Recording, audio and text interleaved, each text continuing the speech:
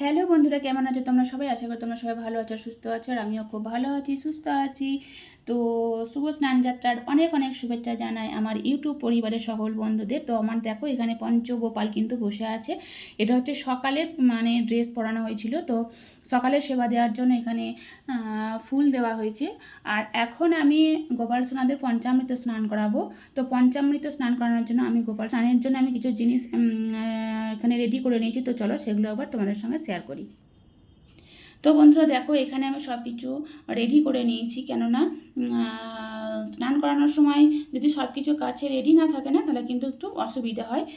তো এটা নিয়েছি আমি, পঞ্চামৃত বানিয়ে নিয়েছি। এখানে আছে শুদ্ধ পরিষ্কার জল, এখানে আছে গোলাপ জল, ঘি, মধু, অগুরু, এখানে প্রদীপ সাজিয়ে নিয়েছি।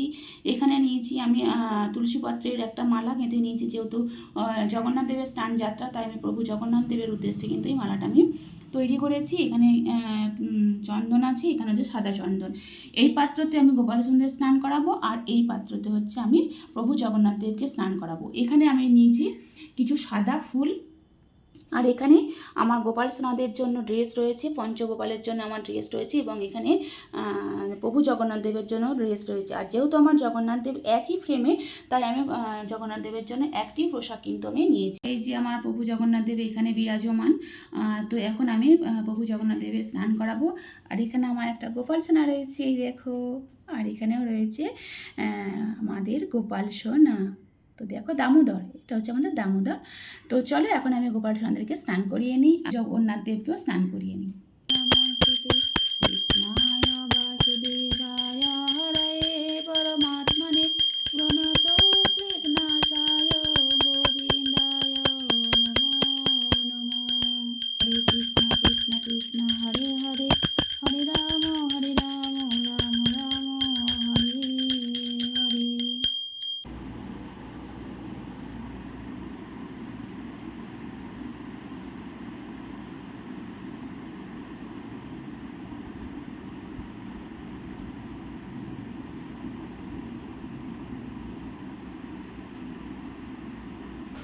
তো বন্ধুরা, এই দেখো আমার প্রভু জগন্নাথ দেবের সিঙ্গার কিন্তু কমপ্লিট হয়ে গেছে।